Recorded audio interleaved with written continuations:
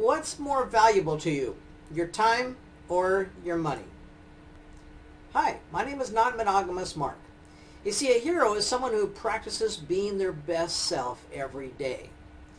Well, at the end of this video, I'm going to tell you a little more about my association and how it helps you to be your best self every day and be a better hero. So this video is part of a series I'm doing about being your own hero. And so let's get back to that question and see what it has to say about being your own hero. And so what is more valuable to you, your time or your money? Now think about it this way. Let's say you take a look at the money that you have. How much money would you throw away and actually just waste without getting something for it? You know, at least something that you wanted for it. You know, would you just pull money out of your pocket and just drop it on the ground knowing that somebody else will pick it up and you don't have to worry about it? Maybe that'd be wasting money to you. Or how about just throwing it in the fireplace or throwing it in the garbage can? How much money are you willing to throw away and waste without getting something for it? A penny? A nickel? $5? $10? You know, how much money are you willing to throw away before, you know, it really kind of hurts? $20, $100, $1,000, $5,000. And you see, if you start to think about your time in that same way and ask yourself the question, how much time do you throw away without getting something of high value for it? Sure, we all get something for the time we spend doing whatever we do in spending that time. We all get something for it, but are you getting something for it that's of high value? And so that goes back to the comment a moment ago about placing your time on the things that you truly value. So would you be willing to throw away 5 minutes of your time by sitting around and just not getting anything of value for it? How about a half hour of it? An hour? How much of your time every day do you just throw away? Do you get nothing in return for it? Or you get something in return, but is it something that you truly value? You sit down at that computer and play that computer game, or spend your time on Facebook, or spend your time on Instagram or some other place, you know, and are you getting the value you want from that time? You see, our time is something that once it is gone, once it disappears from our life, you'll never get it back. You'll never get it back. Now, you can maybe get a little more time added to your life on the other end. That's what I started to focus on in my 40s, and realizing that, you know, I was going to be heading into my 50s next, and time had gone by very fast in my life, and I spent too many of my years doing nothing more than just working and becoming a slave to my success and my business, and it wasn't a rewarding situation for me at all. Sure, I made lots of money, but it really wasn't a rewarding situation because all I was doing is working all the time. And so, you know, I had to start thinking about what I valued. And one of the things that I realized is that I wanted some time back, because I had lost about 20 years of my life where I couldn't tell you really what happened to that time because it was just gone. And I wanted some time back. And so here I'm now 60 years old, and one of the things that I was having a conversation the other day with Kat was that I believe now that I'm going to live till I'm over 100 years old. I mean, you think about it, your adult life really doesn't get started until you're about 25 years old. And so from 25 to age 60, I had 35 years. And yes, much of those years were not years that I feel like I got great value out of them. However, now at the age of 60, if I take and look forward to 35 more years, that put me until 95. Well, I know I'm planning on living to well over 100 and be able to have the physical fitness and ability to have a great life and quality of life at that age. And so it's almost like I've doubled my life by paying attention to my health. And so for me, that's my health and my fitness level is a high value. And so because I value that, I'm willing to go out and put my time into my health and my fitness and learning how to eat better and do a better job at feeding my body the things that it needs for physical health, and feeding my mind for things it needs for the mental health. We've talked about developing the habit of reading every day, and so that's feeding my mind for my mental and intellectual health, and then feeding my mind for or not my mind, but feeding my heart for my emotional health as well, and spending the time that I need and want to spend in the relationships that I have. And of course, I mean, sex just happens to be the absolute favorite activity of mine, whether it be with one of my two partners, or whether it be having sex with friends, or whether it be making a new friend that I have sex with. And so those things are things then that are a high value to me. But how about you? What things are really of high value to you that you're willing to spend your time for? And that's time you have to realize that you'll never get back. And so today, in talking about the habits of a hero, think about the time that you spend and how much value you are getting for that. Of course, you have to be able to determine what kinds of things that you value. You know, I value having a simple life, not having a lot of stuff that ends up taking my time to maintain and go out and do things because I've got this stuff. You know, that's how it was when I had an expensive motorhome, or not motorhome, an expensive motorcycle. You know, not only did that expensive motorcycle take away from my health because I wasn't doing active things, I was just getting fatter and fatter, gaining more and more weight. And I loved my motorcycle. Believe me, I loved going out there every single weekend on rides all the time. But, you know, the thing is, though, that not only did it take away from my health, then because I was spending money on that all the time, then it's something that I wanted to make sure that I was using. And so it really wasn't helping me to spend the time in my life in a direction and an area that I wanted to spend it in. And that's when I finally made a decision to trade my motorcycle in for a bicycle, to be able to take and enjoy long distance bicycle rides. You know, go out there and ride 50 miles in a day. It's a great community of people. When you're riding back roads, country roads, people that are in their homes and their yards and so forth, they respond differently to you. So does traffic. You know, it's a totally different experience. But that's for me, because that's what I value. So you want to start out by determining what your values are so that you can know how to make sure that you're getting a return for your time that's something that you actually is valuable to you. You know, and talk about what's valuable. You know, even things that are worth a lot of money, you know, think of gold and diamonds and jewelry, things that are worth a lot of money. And the truth of the matter is, the only reason that those things are worth anything at all is because the value that we place on them. And I reached a place in my life where I really don't place value on gold and jewelry and those kinds of things. And so subsequently, it's just like those things monetarily for me have no value. And so it's the same thing with your time. The things that you place your value on in your life and the places where you spend your time, you have to evaluate that. Why does it have value to you? You know, going out every weekend on the motorcycle, or going out playing golf every weekend, or whatever the things that you do, why does that have value to you? And so it helps to ask yourself these kinds of questions and evaluate these things. And one of the things that I learned personally is that when I started to manage my time well, that my time started to go further. In other words, I established the things in my life that I valued. I listed them out. I wrote them down. You know, it was a couple videos back about writing things down. And so I started to write down the things that I valued. Started to write down how I spent my time. I mean, there was a point in my life not too long ago, just like 4 years ago, where, you know, I didn't value my life at that point. I was in a place of depression. I didn't value my life at that point. I didn't value a lot of things. And so one of the things that I had to start to do, because I was not utilizing my time well at all, so I had to start keeping track of the things that I wanted to start to work towards in my life, and the things that I wanted to spend my time with, and then I had to keep track of how I was spending my time. You know, sounds like kind of how I keep track of my finances, my money, my budgeting, you know. I don't want to just filter it all away so that I don't have any money, and at the end of the month or at the end of the year, and I look back and I just say, where did it go? Well, I've had years where my time has been that situation where I've looked back and I've just said, where did it go?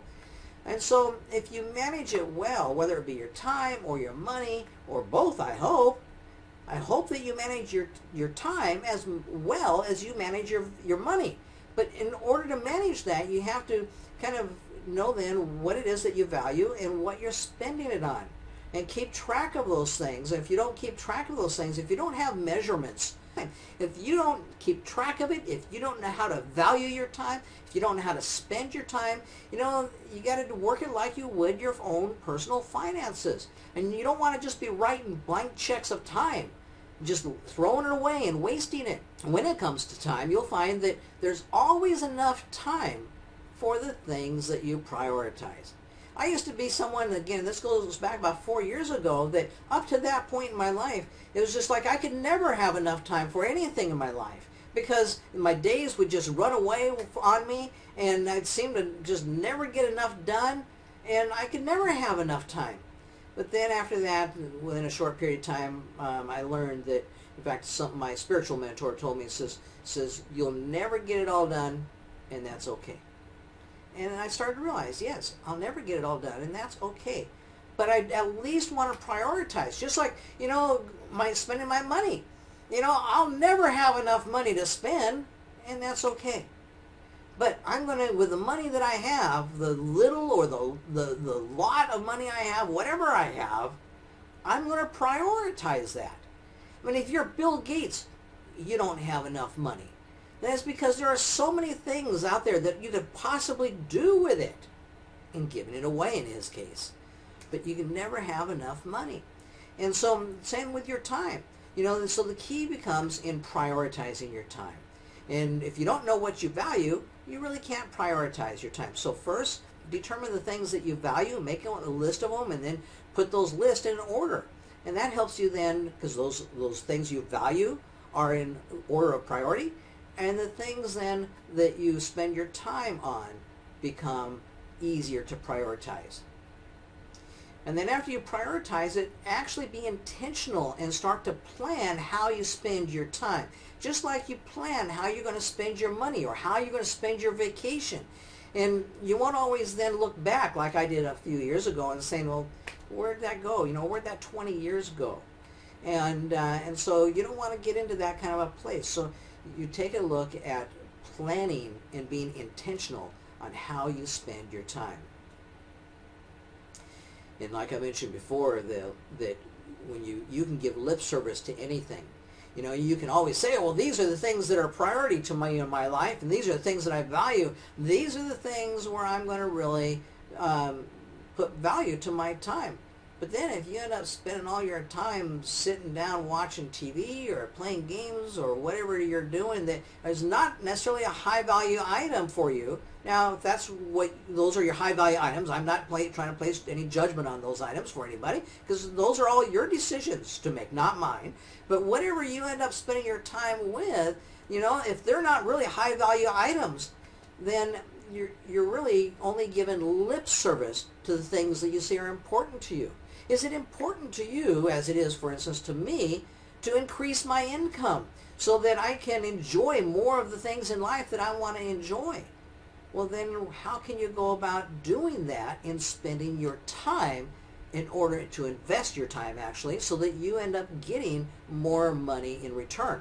And not only investing your time, but that's where we're talking about getting things in return. I talked about earlier in this video about how I'm getting a second life out of this life. And I'm very excited about that. And I'm doing that totally different. My second life is totally different than my first life. And I'm very excited about that.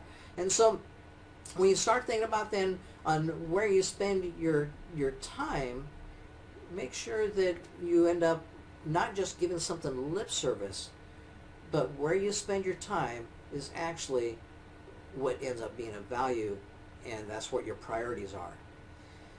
One of the things that helps in doing this is to write down how you plan to spend your time. I do this. I have a vision for what I want to accomplish in my life in this year and then beyond this year, and even for the next 21 days, because I live my life 21 days at a time. That's 3 weeks, 21 days at a time. And I set my goals for those 21-day periods of time and what I want to accomplish each 21-day period of time. Now, I mentioned this in a video a couple of weeks ago that Bill Gates quoted, or I quoted Bill Gates, and he said, that people, this is not the exact quote like I gave a couple of weeks ago, but basically Bill Gates said that people overestimate what they can do and accomplish in the short run, and they underestimate what they can do and accomplish in the long term. And so I kind of keep that in mind when those 21 days come rolling around and I start another 21-day period, and I look at the last 21 days and I look at what I got done, and I didn't get everything done that I wanted to accomplish in those 21 days. I have 9 items that I break down in each 21-day period that I personally look to accomplish. And so I looked at those 9 items, and if I got them all done, then great, time to celebrate. If I didn't get them all done, that's fine. It means that for the next 21 days I've got to make some adjustments and move forward. But the thing is, though, that at the end of a year, looking back, I then find that, wow, look at how many things that I got accomplished, and I keep my life moving forward. And so write down how you plan to spend the time that you have, and you'll find that it actually goes very well for you.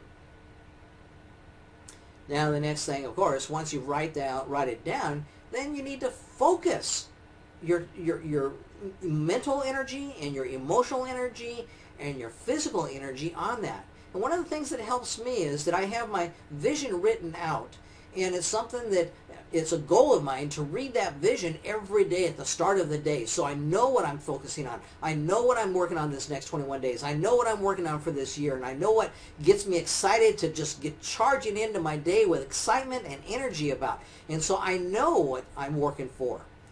But I don't always get that vision written, or I don't always get that vision read every single day, but every couple of days I at least get to it, and it really helps. But the thing is that it helps me to focus my use of my time and where my values are, and so that I can constantly be evaluating that as well.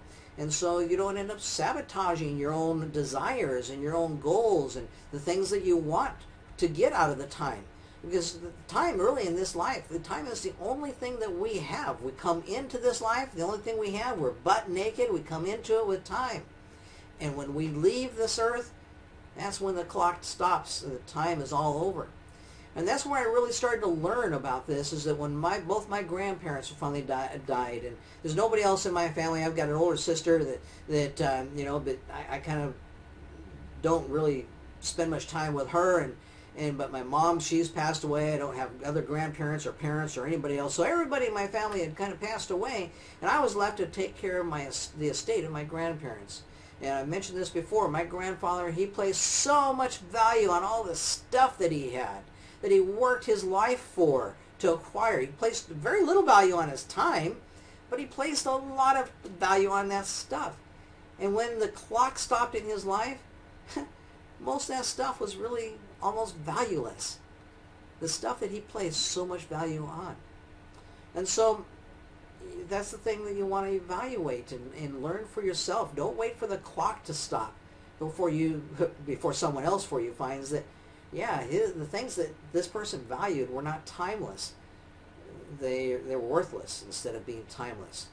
And so that's another thing in setting your priorities on the things that you value. When you make that list of the things that you value, ask yourself, is this something that is timeless? Or is this something that in 5 years really won't matter to anybody? Or if I am dead and gone tomorrow, and 5 years from now it won't matter to anybody? And start focusing more of your time on things that are rather timeless. Now that takes us now to the habit of the week. And this week's habit of a hero is to manage your time and your money equally well. Don't manage one better than the other, but to manage your time and your money equally well. That's the habit of a hero for you to work on this week. And as you move forward, then you'll find that, yes, if you start to establish that habit in your life, a month from now or 2 months from now, it probably is not going to make a big difference.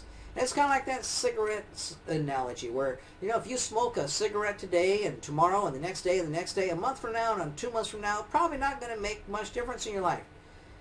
But 9 years from now, 19 years from now, 29 years from now, It could be a matter of life and death. It'll make a huge difference, not only in your life, but the life of all the people around you as well. Just smoking that 1 or 2 cigarettes a day. And so what happens is that down that road, the difference it begins to make is much greater. And so with managing your time as well as you manage your money, or even better than you manage your money, in a day from now, a week from now, a month from now, it won't make a big difference. But 5 years from now, 10 years from now, 20 years from now, it'll make a huge difference. And that's with these habits. We help you to develop these habits. They'll make a huge impact on your life if you start those habits today and keep utilizing those habits in your life. So now there's a couple things that I'm going to ask you to do for me and for yourself as well. And the first thing is to go ahead and leave a comment or a question for me in the little box down there below where it says to leave a comment or a question. Now if you're on your cell phone, you probably have to scroll all the way down to the very bottom before you get to that box. So go ahead and scroll on down and then, go ahead and leave me a comment or ask me a question. And then the other thing is to give this video a like, and don't forget to subscribe to my channel. Now the association is a nonprofit association that I am the co-founder and executive director of. It is an association that's dedicated to helping people who live EC&M lives, or people who are curious about living an EC&M life, or interested in, or would like to explore and experience and discover living an EC&M life and what that's all about. And that is an ethical and consensual non-monogamous lifestyle. And so the association I have is called the Non-Monogamous Lifestyles Association, and we're going to encourage you then to go ahead and be a part of knowing more about our association and what a non-monogamous lifestyle can do in helping you to live an authentic life where you are the best you that is possible.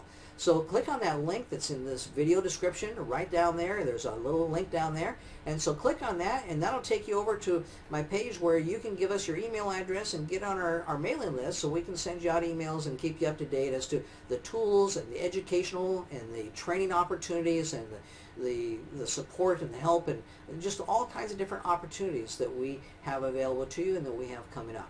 So go ahead and click on that link and get on that mailing list today. Thanks for being here for me today. Enjoy the rest of your day.